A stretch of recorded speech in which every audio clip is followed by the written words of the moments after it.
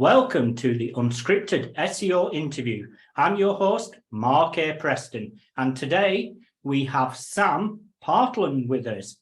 Well, I can describe Sam best as he's been traveling the world for the past few years and as an SEO nomad. Hi, Sam. Hi, Mark. Pleasure to be here. Okay, so for those people in the audience watching this who doesn't know who you are, could you give an overview of who Sam is, who Sam the SEO is, and why you're traveling the world? Yeah, I can do that. Sam, I've been doing SEO for about 16 or 17 years now. I discovered in high school that you could make money online. And so I thought I'd give it a crack and see what I could do. Quickly fell into SEO after realizing I didn't have to pay for traffic. And back in those days, it was a bit shadier with what you could do, and you could rank websites a bit faster. So I got dug into SEO pretty quickly doing that. But then, I'm from Adelaide in Australia. I left Adelaide in about 2004, 2012, 2013, moved to Sydney, moved to Melbourne for another job, moved back to Sydney, moved back to Melbourne, and then I moved to Chiang Mai in Thailand for a few months and really kicked off my nomad journey. I used to work for myself back in Adelaide for a couple of years. I lasted, and then I was really bad with finances, and that kind of fell through, and thus I needed to pick up an SEO job in Sydney. But then for the next few years, I really wanted to get back working for myself. And I saw an opportunity pop up while I was down in Melbourne. The job, an amazing job. I just wasn't loving working for kind of someone else as much anymore. And so I took the leap again and jumped back into working for myself and moved somewhere where there were other people around, I guess, that also did SEO, but also that it was a lot cheaper to live. And so I didn't need to make as much money to be able to live a good life. So the SEO Nomad life, do you think it's for people who are freelance, who are doing their own thing? So that's what I used to think. I used to definitely think that, I still think that contractors and freelancers are always suited to the nomad work because you're not stuck to a set amount of hours. What you'll quickly realize when being a nomad is you got to catch a flight sometimes. And those flights, you want to get the cheap flights. Everyone wants to get the cheap flights. And those flights are going to be at 6 a.m. and then through the day. It's going to be rare that you're going to find a nice, cheap overnight flight because everyone wants to catch those ones. But what I've since realized, though, being in South America, is there's a lot of, particularly Americans, but a lot of people here with a normal job now, post-COVID. There's people here that their workplaces think they're back in their home country or their home state, and they're down here living life at a third or a quarter of the price of what they would be back home. And they're doing the 9 to 5. And so the 9 to 5 in America, in the US from here would be, I think it's about a 10 to 6 hour job. But then I've met Europeans that are working their 9 to 5 out here that are working super late hours, where they're getting up at, say, 2 a.m. or 3 a.m. to be able to match the time zone. And so before COVID, it used to be a lot more freelancers, a lot more contractors that I was meeting. But now it seems to be a bit more standard to have a 9 to 5 and be able to work from wherever you want. So because you're talking to these other SEO people on a regular basis, do you think the fact that COVID has highlighted the remote working opportunities and the companies and agencies are more open to, well, as long as you do your work, I don't care where you work from? I think this is moving that way. Agency work still is a lot more, from what I've understood, a lot more they want to kind of see you face to face somewhat. But it is definitely feels like it's moving the way where as long as you're getting your work done, you can kind of do it wherever you want to be. I mean, I haven't worked for agency side for 7 or 8 years now, so it's been a little while. But I mean, after speaking with people working agency side, it does feel like they're getting a lot more freedom with when and where they can work. And particularly, it seems like a lot more agencies, particularly in the UK, moving towards the whole 4-day work week, giving people a lot more freedom in that regard. Yeah, I noticed the 4-day work week has been highlighted once or twice by some companies and agencies. But so for someone that's thinking about the nomad life and they do have a full-time job, what do they have to think about regarding work visas when they travel in the world? So digital nomading is still a shady area, and it will be a shady area for a number of years still. There's a few countries that are opening up. So basically, I come in as a tourist. As far as the majority of the countries that I go to are aware, I am a tourist. I pay taxes in Australia. I'm not working for Argentinian businesses. I'm not working for the businesses in the country I am. So I'm not taking work away from someone. So in terms of the shady, it's like, yes, I'm doing work, but I'm not doing anything that's going to impact the local businesses and taking work away. To officially set up, that's the concern that a lot of countries have. That someone like me comes in and then I'm going to take away work from local businesses here. So with regards to work visas, the majority of people will be doing it on that grey area where it's not illegal, but it's not a signed contract or something. There's no official way of being allowed to work. But then, yeah, there's countries coming in now with nomad visas. So you could go to a place like Brazil and get one of these new nomad visas that are coming through, and then you pay a % of your income to the Brazilian government, like tax.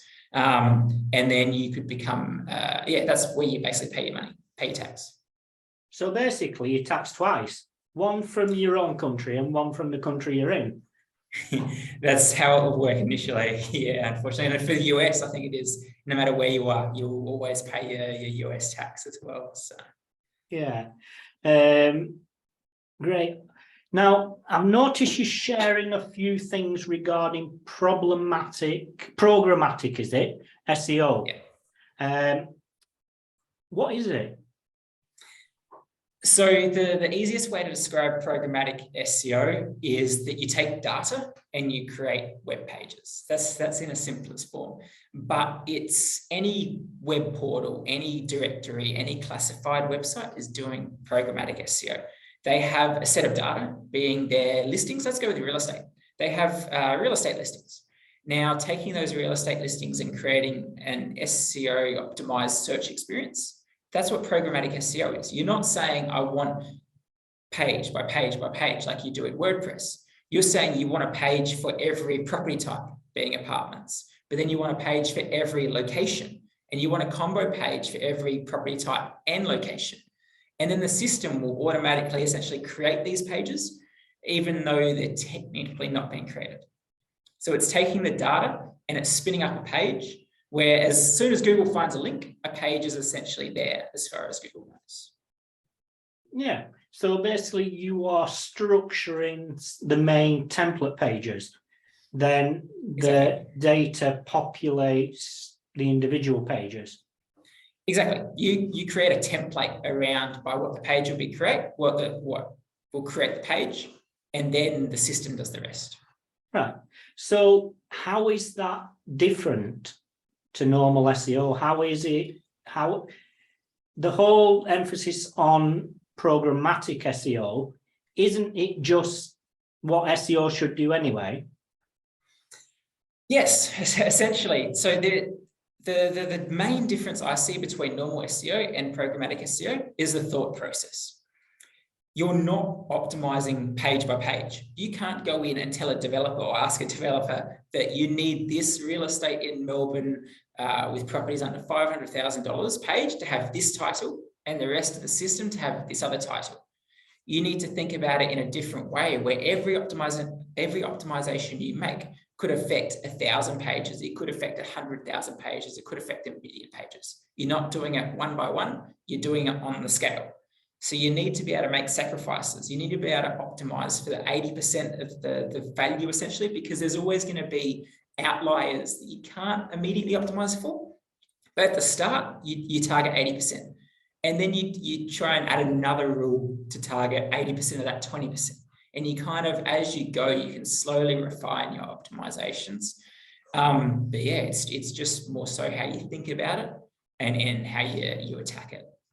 So is it kind of SEOing down the sales funnel? Kind of, yeah. I'm trying to think of a way to relate it to something everyday. So, you know, just a scenario.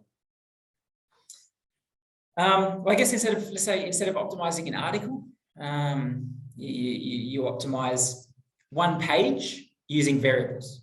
So instead of saying this programmatic SEO project I'm blogging about at the moment, can dogs eat bananas? You're not optimizing for can dogs eat bananas, you're optimizing for can animal eat food. And then animal and the food gets swapped out. Yeah. Yeah, so basically you're just putting the variables in. Yes, exactly. Yeah, for the page. Yeah, I've seen this in action from a project someone I know has been doing, and they're driving a ton of traffic. They really are. And it's definitely coming in. I wouldn't say you're coming into fashion, but there's a lot more people doing it now because there's systems that are making it easier. You got CMSs like Webflow popping up that are just making programmatic SEO a lot simpler. You've then got platforms like Next.js and more advanced React platforms that are making this easier for people to build proper SEO optimized systems and that are server side. Whereas these sorts of systems used to be client side. Google couldn't crawl them, they didn't rank as well, etc. Right. So yourself as an SEO, what do you personally specialize in?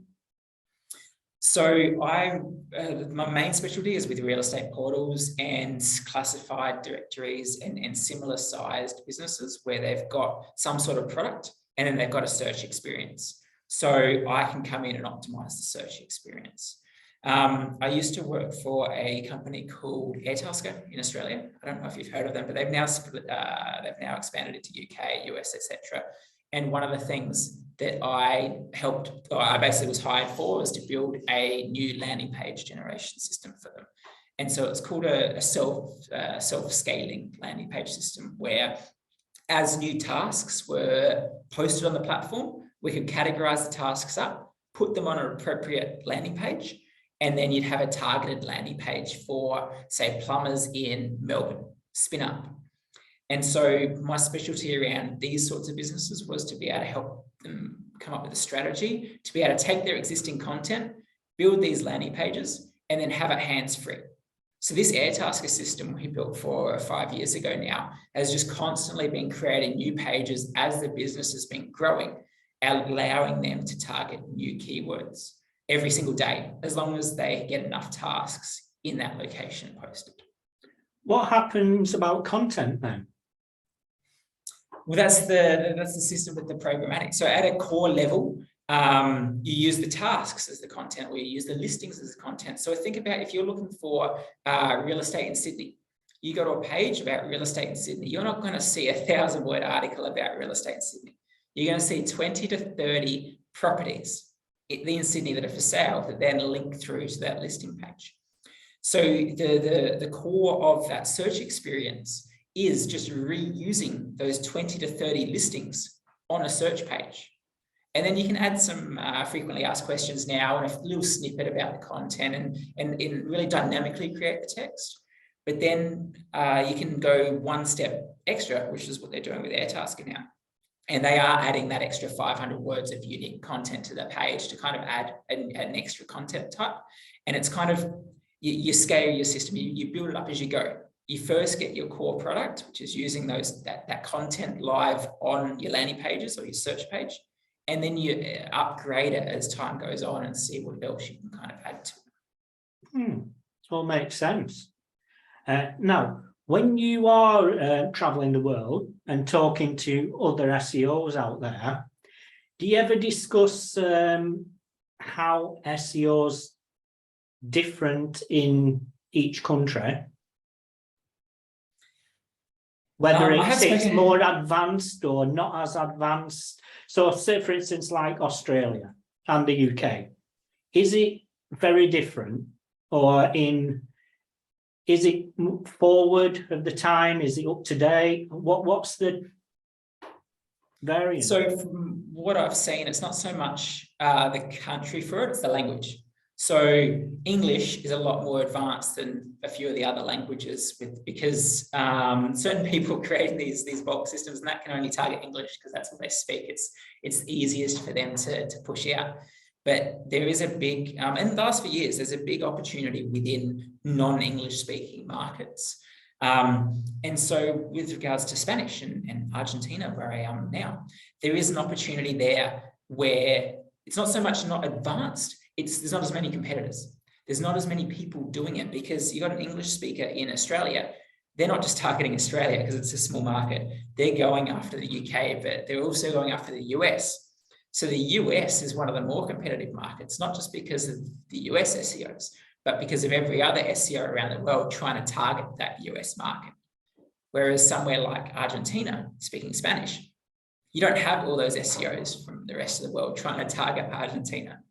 So it's even though the population's decent size, it's just the people targeting that specific market and language. I'm going to say, do you speak any other languages? I mean, I can say hello in Spanish and Thai and Vietnamese and order a coffee. I think that's about it. Right. So it's not essential then, but more helpful to get by working in these countries. I mean, most of the places I'll go tend to have a basic English, like the co-working, the hotels. I can get by. There is a lot of Google Translate you can use. So Google Translate is definitely a shortcut. But no, you can definitely get by. They obviously appreciate you speaking a little bit more when possible. And I can string together a few sentences here and there, should I need. But most of the time, I'll just whip Google Translate out to do what I want and just kind of wait a minute type thing. Right. So I did want to get more into the basically working your way around the world as an SEO. Now, remote working is starting to become more common. So I want to hear about stories, the good, bad, and in between stories for anyone actually thinking about doing it. Okay, so the biggest thing you'll encounter for someone wanting to kick off is internet. It can be so varied from just a couple megabits to having 400 or 500 megabits. Like where I am now is about 450 megabit a second speed. Whereas I've been in hotels, I've been in co-works where you can be sub of 1 megabit speed. And you just can't even load Facebook. Sometimes you can't load a basic Google search. And so that's the biggest concern and the biggest thing I advise people to kind of look into before they go somewhere in the middle of nowhere, because it's off the beaten path. If it's off the beaten path, you probably don't have internet as well. So I tend to stick to the main tourist places just because of that. I know infrastructure-wise that if somewhere I go doesn't have good internet, I can just go next door and they might have good internet. So that'd be my biggest pointer around that. But well, I'm going to say because obviously if somebody's working then as an SEO, they're probably going to need internet. Exactly. You know, so I'm going to say, do you like pick a place, then say, well, I'm going to stop here 3 months, so I'll find an apartment for 3 months or something like that? Or do you find it best doing, you know, what do you have to plan every little detail in advance? So some people I've met really like to plan it out, but being in Asia before COVID, I didn't really plan too much at all. I'd book a hotel for 2 nights. And if that hotel had good internet, I'd extend it. There was one hotel I was at for about 2 or 3 months just for it, and that worked out well internet-wise. But I mean, I'd kind of plan off the reviews. I'd just do short-term planning there just so I could move. Like if I had to move straight away, I wasn't losing much. That was easy enough. But then coming to South America, the hotels weren't quite as cost effective as what getting an Airbnb or so for a month would be. And so I was planning a little bit more out, but you end up paying a bit more. You can definitely do it short notice, you just pay more. And so I've ended up paying more because I'm still not really planning too much more than a month in advance. And even when booking an Airbnb, I might only book it for 2 weeks and then extend. So I'm not the best pre-planner. But yeah, it really depends where you go and who you meet and what you know is there. So in South America, there's a chain, and now they're opening up in Asia and a few other places, but there's a chain called Selena. Now, Selena let you do a deal called co-live, and you pay for the month, and you can either stay in a dorm, a small room with shared bathrooms, or a private room or a suite, and you pay differently for the month, depending on where you are. So for $300 US, I think it's $350 US, you can stay and work for a month in a Selena location, but stay in a dorm. I'm a little bit, let's say, older for the dorms now, and so I did a private room, which was $1,100 US for the month. But you get a standard room, private bathroom, like a proper hotel room. And then you also get access to a co-working. And so the co-working, I'd say above 15, 20 megabit in most cases, but I'm in a Selena co-work now, and like I said, that's 300-400 megabit. But you get accommodation, you get the co-work, you can meet people. You don't really have to plan. Like if you're on the co-live deal, you could give 2 days notice and say you want to go to a different country, and they'll move your booking there. And so they've got locations in Argentina, Brazil, Peru, heaps of different, like there's 20 or 30 of them in South America. So you can really move around with them, but you're just limited to where you can go because they're only obviously in the main spots. I'm going to say that's really good. It's I suppose it's like the national co-working spaces with accommodation. Exactly, it's a good start deal. You know what you're kind of getting in most of them, so it's a good way to get into the Nomad. Yeah. So regarding the client side, do the clients even know you're working your way around the world or where you are, or does it really matter for them? Yeah, they definitely know. Like I tell them, because I can't do like early afternoon calls Australia time, because that's 2 a.m. here, 3 a.m. here. So I kind of schedule things around that, but I am lucky with regard that I mostly do project work. And so in terms of client calls, I've got 2 retainer clients, and I only actually have one call with them. I only have a call with one of them every month. So once a month, and he'll do that call at 8 a.m., 9 a.m. Australia time for me. So it's only 8 p.m., 9 p.m. here. So I'm pretty lucky in that regard. Though I guess I've been doing it long enough that they're kind of willing to make a bit of sacrifice for me as well, so that we can make it work. Do you find any sort of clients or potential clients you've spoke to just think, that's not a proper job? That's like just saying, oh, I'm so against that. You can't possibly be sat there working as normal. I do feel that way sometimes with some calls I've had. So when I was in Australia, I had a camper van during COVID. I bought a camper van, redid the whole layout, and traveled up the east coast of the country. And it took me about just over a year to get from Adelaide to Cairns, so the whole east coast. And I was on a few calls, and I was sitting in the van. I'd have a window behind me, and there'd be normally no cover on it, and so you could see what was behind me, and that could change from being lakes and rivers to being the ocean sometimes, to being fields. I was on a client call and a cow walked past once, which was pretty amusing. And so there was one client where I'd start putting the cover up because I didn't want to make them too jealous, a UK client. And they even asked me not to say where I was. They knew I was in a van somewhere, but in the middle of the UK winter, and it's 30-something degrees in Australia with the sun out, decided that it was best to kind of not mention or show where I was anymore. Yeah, I can relate to that. But I suppose it doesn't really matter, does it? As long as the work's being done efficiently and the impact and the output is what's been promised. Exactly. The way I see it, it all comes down to the deliverable and making sure you're on top of it. There are people that will go off and party and all that and might not reach that. But that's, I guess it's a life lesson sometimes, where they might lose the job or that client work or something. But I'll always make sure that the deliverable is as up to scratch as what I can make it, and that it's as on time as I can get it. And so I like to say I always do good work.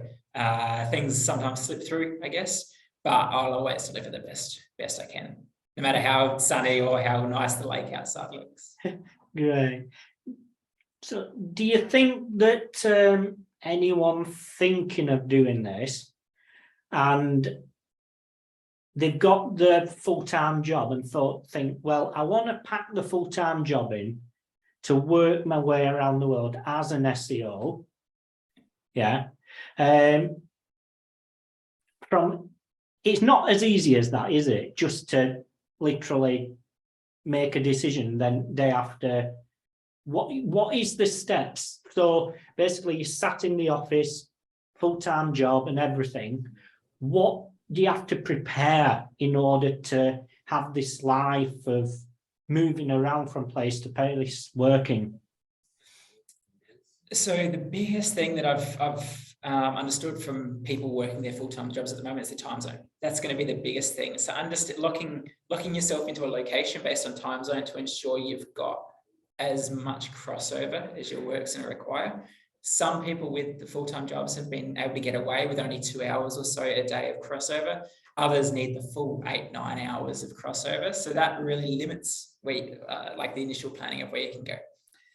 But then next is making sure you've got all the gear, I guess. So one of the challenges, Argentina now is freezing. It's at the moment getting down to 3-4 degrees. So it's not exactly the warmest place, but I'm not equipped for cold weather. So I've got like this super thin thing, and then I've got a raincoat. And so I wear 3 or 4 different layers to kind of create a warm layer. So I guess just making sure that you've got the right gear to be able to go from hot to cold if you need. But then for me, it's just my tech gear. Like I've got a laptop bag that I travel with, and then a 40-litre bag that I can basically use as carry-on. And that's everything I essentially own. So yeah, it is fulfilling to do though. So as far as tech is concerned, like when you're in the office, you have all this, well, some people do have all the latest, tech and everything. I mean, as an SEO, as long as you got a laptop and internet, is that basically it? Pretty much. So I got my laptop stand. I've got my gaming mouse. That's a minimum requirement for me. And then it's really, that's it, the headphones. On top of that, I've obviously got other bits and bobs, but I don't even have a keyboard. I just put the laptop on my laptop stand and use it like that. Other people will have the keyboard. There's also these lightweight, they're 13 to 15-inch screens that you can get that you can attach to your current screen. There's a lot of people I see using them. I tried using a tablet as a second screen. It was just easier to use my laptop, and some things take a little bit longer, which is a bit annoying. Like data and playing in Excel and that, you can't have the 2 sheets side to side. But you get used to it, and it's one of the sacrifices you make. It's good. It's worth it. Right. Do you keep abreast on the news in the SEO industry while you're traveling around? Somewhat. Most of that stuff I find is a bit fluffy. There isn't too much there other than algorithm updates and that, but chatting to mates and Twitter now and some of the main news sites, I can kind of pick up what's worth knowing about versus what's just Google changing a design that really doesn't mean too much. But I mean, it's just things I've been doing for the last 10, 15 years anyway. There isn't too much that changes there because it's all on the laptop. So as long as the laptop has the internet, it's all easy enough to keep on top of. So when you say most of it's fluff, as they say, how does someone, say, new to the industry coming in, determine what is fluff and what they should be reading? It's definitely hard, and so I'd advise just read everything. Every single piece of fluff or not fluff, read it. as time goes on, you'd pick up what is the fluff and what's not the fluff, what's worth knowing and what's not worth knowing.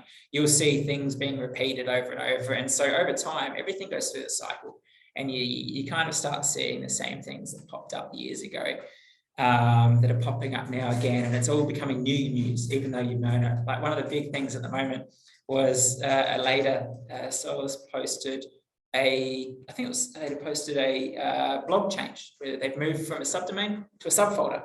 And they're like, look at this. The subfolder is growing compared to being on the subdomain with absolutely no changes. And it's things like this that you kind of know, but this was big 2 or 3 years ago. And I think it was big again a couple of years before that, but it's starting to pick up traction again because someone's come up and said, hey, look at this. And so it's kind of going through the cycle again, but this is something that you should always be doing for the last 10 years or so. It's subfolder, better than subdomain. You get the and ahs, but then now and then a story like this will pop up and it's like, yeah, subfolder. But then this will kind of be hidden again. It'll go through another couple of years cycle, and then someone will come out again and say, yeah, subfolder. So, yeah, I mean, every few years, the industry has brand new audience who hasn't heard this before. Whereas myself, who's been in the industry probably forever, 21 years, I think, 22 years, like looks at it and think, this is old, this is new, but then you just don't think about, well, what about all these new people coming into the industry that doesn't know this? So if we don't regurgitate the discussion again, they don't know about it, I suppose. Oh no, most definitely. I'm not saying that it's by no means not useful information. It's just not as useful information to me in particular. And so there's always people that will find this sort of stuff valuable. Like I've been going through my own little blogging spree over the last month or so, where I gave myself a little 30-day challenge to write something every day for 30 days, and ended up doing something like 45,000 words of my word vomit, essentially, in posts. And a lot of that to me is just basic stuff. But there's a lot of people messaging me about some of the things that I thought were super basic that they'd never heard of before and that they feel are really advanced. And so it is great to still have that information. I guess you just got the different audiences for it. So as an SEO, how important is it to understand code or know how to code? I think basic HTML and that sort of stuff is required somewhat, just to be able to look at the source of a page and be able to understand what's going on somewhat. But for me, more so than actual code, is knowing how to Google. Like when it clicked with the developers, mostly don't write their own stuff. They go to Stack Overflow and they go to Google and they just exactly what they want to do. They Google it, they work out what other people are doing to solve it, and they grab it. There's millions of GitHub repos and repositories that have other people's code that you can kind of reuse. And so being able to understand how to Google something super specifically of exactly what you're after in maybe even 10 words, someone else has probably done it. And so that is more beneficial than understanding how to code. Being able to find out how other people are doing something, is more valuable. If that makes sense. Yeah. I pause then, because it isn't that the same sort of scenario as long tail searching. Shouldn't SEOs understand how people search as well as the words they use? Isn't that an important factor, or is it just me that's like thinking, isn't this obvious? Or No, 100%. It is one of the best skills you can have even in life now, just knowing how to Google. And it's not just being able to type a few words in, it's knowing how to be specific. And so I have met, though, many SEOs now, particularly since it's COVID, there's a lot of new people coming into the industry because they're realizing that that's how they can get their normal business on. It's how they can find a new job, how they can move around, etc. But they're still not understanding how specific you can be in a Google search. And so it is a bit of a mindset change for some people. But yeah, it's definitely an important skill and definitely one that should be learned. So regarding being so specific, in searching, do you have sort of an example that somebody can relate to? So Google formulas, Google Sheet formulas is one of the biggest things that I use it personally for. You write down exactly what you want, and you'll find someone with a formula that's doing that already. I'm trying to like something about combining. One I was doing the other day was trying to match up multiple columns of data and then outputting a value based on that. So you're essentially doing a VLOOKUP or trying to find one column, but then you're doubling that up and trying to also match a second column. By being super specific with something like matching two columns in Google Sheets and then returning another value based on those values, you'd be able to find something that someone's already done that, or multiple versions of it, and be able to piece together your own little solution. Yeah, great. Just basically doing what Google does, finding information. Exactly. And people are hating on it, but it's so useful sometimes. I mean, but that's just it. When you strip everything back, I think a lot of SEOs are so wrapped up in the data and the tools and everything. They basically get a URL, slap it in a tool, and basically just go through whatever the tool says. I think a lot of this mindset and a lot of this, well, strip it right back and understand what's important and how the journey starts, going through the journey. Yeah, exactly. Definitely. You know, so as yourself, you said you've been in the industry for how long? 2005 is when I first did my first website, or my first one of those free web things on a subdomain. So yeah, been a little while. Right. So from then to now, how have you seen the industry change? What sort of things have changed during that time? Well, my least favorite change was being able to use Scrapebox and software that BMD, Bookmarking Demon, was my favorite one. You literally could enter a keyword and press go, and you could rank #1 the next day. It was amazing. And so that's the biggest change. But I mean, that was still back in 2012, 2013 that Panda and Penguin rolled out. That hurt me bad. That hurt my first real business. I'd like to say I went from hero to zero pretty quick with that one. But that was the main change. And since then, there's all been the little tweaks, but they certainly got so much smaller as time goes on. The core of it has been content. It's been content since 2013, good content. You can game it. There's always little bits of things you can game, like Kyle with the lorem ipsum issue, if you saw that, where he was able to rank, I think #1 for a pretty competitive type thing with lorem ipsum content.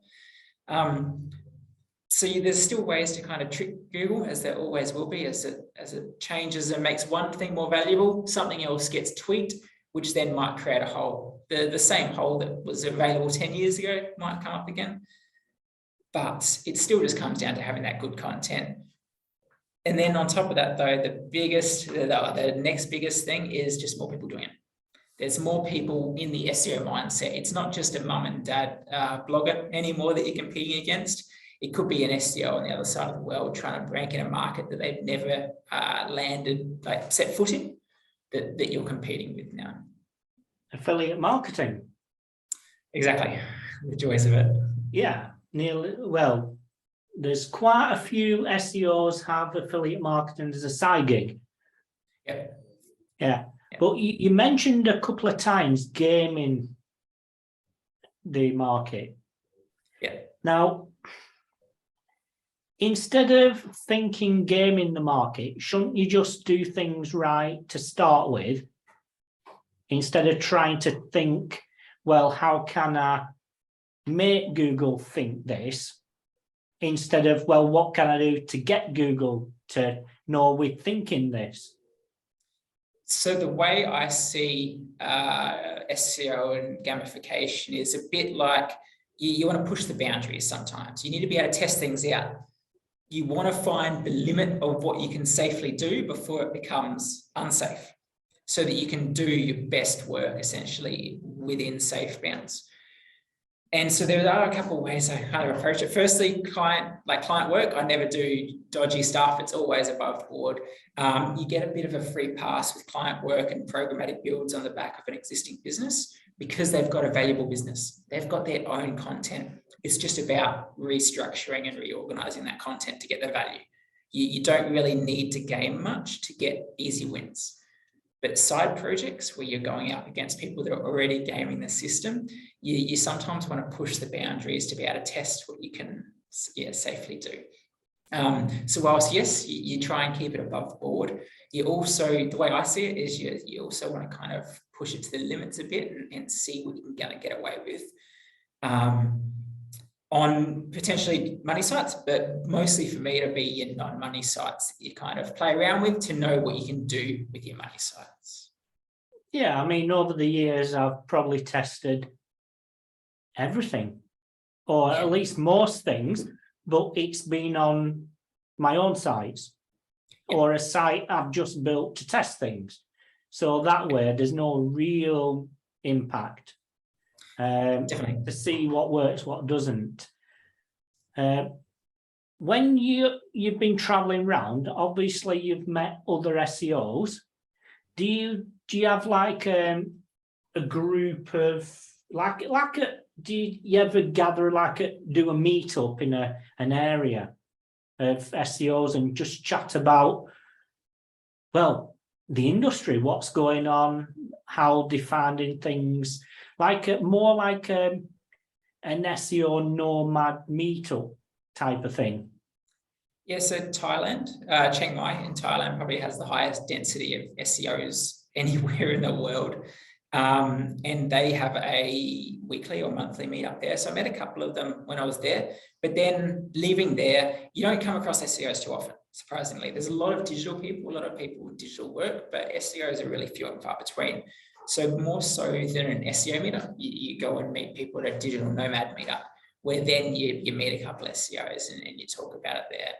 I also just have a small group of SEO mates from, at one point we were in each of us were in a different country, but now most of them are back in Australia and I'm pretty much the only one out of the country now. And then that's where I kind of chit chat my SEO and get that SEO nerd fix, I guess. And then various Slack groups would be the other point. It's not every day that you kind of chit-chatting to an SEO in one of these sort of co-working, because everyone's different. There's content writers sometimes, but then there's a lot of developers that are around the place.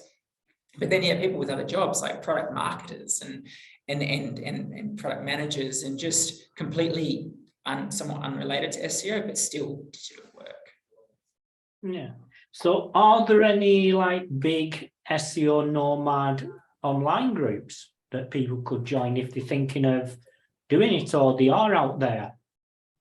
Yeah, so the big SEO Slack group, or the Reddit /big SEO is one of the ones I'm in. I think it's got about 8,000 people that have joined, of which probably a couple of hundred are properly active in it. So that'll be worth jumping in. If you go on Reddit for big SEO, you'll be able to find the join link, and then you'll be able to get accepted into that at some point. And then there's a couple other groups that are starting to pop up now, but that's kind of the main one where you can get a variety of SEO people in there, from super beginners, the people that have never touched SEO, to people like myself answering questions, and a few other experienced SEOs jumping in when needed. All right. So if you was to start this travel journey again, would there be anything you'd do different, knowing what you know now? Yeah, so I mean, the biggest thing for me is when I quit my job in Melbourne to go overseas, I had no side hustle essentially going. I'd had little things kind of kicked off over the years, but because I was working full-time for 4.5, 5 years, I just really hadn't put a proper effort into the side work.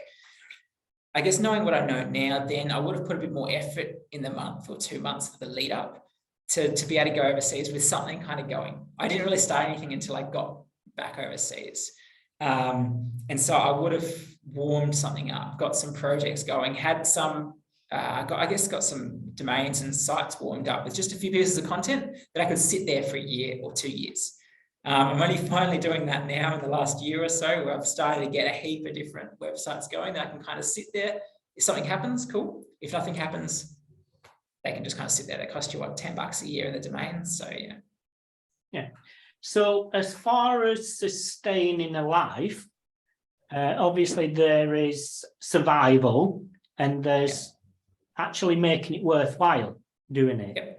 Anyone thinking of basically just working the way around, what would you say is the minimum sort of monthly, so you can never guarantee, but guaranteed income you should think about before you start the journey? Well, I mean, the monthly minimum would also depend on what savings you'd be willing to burn. So, I mean, for me, I had a chunk of savings that I was willing to kind of go through, and that got me kicked off. Whereas others might not have it, and then, yeah, you might want the monthly. But in terms of monthly costs that you'd want to be able to cover, especially in Thailand, you'll find a lot of YouTube videos about living on $500 US a month. By all means, you'd be scraping past, and I wouldn't be recommending that. But in terms of US dollars, I'd say 1,500 to 2,000 a month would let you live a solid life in majority of like non-Australia, UK, US, etc. type countries, like particularly South America. $2,000 US would do you really well. And same with Asia. You can probably drop $500 and do 1,500 and still be okay out in Asia. Yeah, I asked because I have noticed on a few occasions, people say, oh, well, you know, I've got this beautiful pad, you know, I'm at the side of the ocean, it's gorgeous, and I pay next to nothing for it. And I think this sort of perception, that's what people have in their head, and not sort of reality when you get to a place. Well, when I was in Asia before COVID, some of the hotels were $20, $25 Australian a night, booked the night before per night type thing. And so you can find some really, really nice places for under $30 Australian. You won't find that in Australia. You won't find that in the US. Going to some of the islands off Bali, you can get a beachside resort for $30 a night. And so, yeah, you can get some really, really good value in places. You just sometimes also have to get lucky in terms of timing. You have to know where you're going beforehand. Some of the places you'll book online and they've got the prettiest photo ever. You rock up and there's cockroaches. The photos were taken 20 years ago. The beach might be nothing like what's shown. Instead of beachside, it's actually 3 streets back from the beach, etc. So, yeah. Yeah, we can say that about most countries. When booking a hotel. Definitely. I'm going to say, yeah, but I'm just thinking of people that want to make the step. Yep. What sort of mindset, what sort of things do they have to be okay with?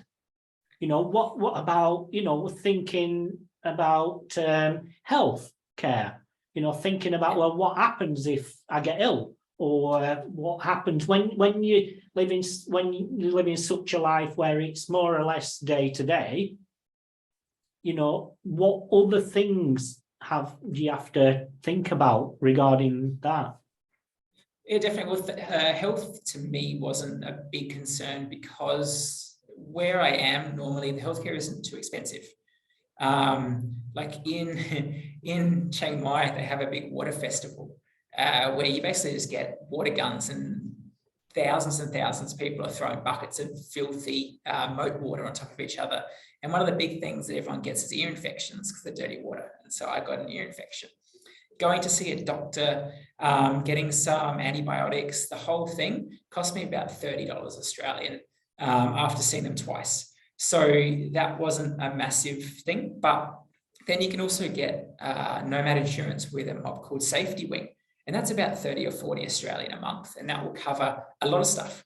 And so being in Asia during COVID, they actually covered an evacuation flight to Australia for me that was about $2,000. And so me paying $30 a month, I got a free flight home, which was a pretty good little setup there and a good little investment. So yeah, that wasn't a big one there. But one of the big things to think about is you'll meet people that will want to party every night, that aren't working, that are out traveling for the world for 3 to 6 months. If you're working, that isn't a lifestyle that you can maintain. You will get sidetracked. You will lose focus. It's not something you can just kind of go out and do every night because it will bite you. It will come back to bite you bad. I think that's the differentiator, isn't it? Because it's that mindset. Well, you're not on holiday. You're just working somewhere different. Exactly. It's about having structure, I suppose, in your life. Exactly. Keeping that, I wouldn't say 9 to 5, but keeping somewhat, this is when you're working. This is when you go out for dinner and a drink, or this is like, it gives you the freedom though, that you could take Wednesday off and just go off and do a day activity. That's fine. But then you have to know that you still got to kind of come back to it and you still got to do work Thursday and Friday. You can move your schedule around, but you still need to lock in X hours of work a week somehow. Yeah. Okay. I'm going to say we've covered so much there. It's mind-blowing. The reason I wanted to invite you on is because in my 20s, quite a few years ago now, I did set off wanting to travel the world. Only got as far as Greece. And I was there for 4 years. So then got back and, well, I never got out again. So it's a kind of personal thing, like, well, if I was younger, I'd probably be doing it. And so listening to genuine stories about what it's really like from somebody that's doing it is for anyone else thinking about doing this and not just believing. That's the thing I wanted to say. Well, these are the things you need to think about. And it's not just believe someone to say, oh, it's easy. You can do this. You can do that thing with the internet. It's obviously a major thing. But if you, knowing what you know now, could change one thing in the industry for the better, what would it be? I'd remove Panda and Penguin from the algorithm and let me have my fun back. Yeah, I know we can work some miracles, but I think that's going beyond it. In fact, I remember the very day is I were actually sat in my car outside the supermarket because I hate shopping, and I were literally on my phone, saw the update, and I was thinking, I need to get home now. And I remember it was on a Sunday afternoon or something, that I need to get home now. Yeah. It's been amazing. Final question, is there anything anybody can do watching this or listening to this? Is there anything they can do to help you with anything? I mean, read my blog posts, and I'd love any feedback there. I'd love to know whether what I'm talking about makes sense most of the time, and whether it's something people know already, or whether it's something people are interested in, whether they know a little bit about programmatic, or whether they know nothing about programmatic and want to learn. That's what I'd really like to know. And where can they find your blog? On sammyseo.com, SAMMY SEO.com. Brilliant.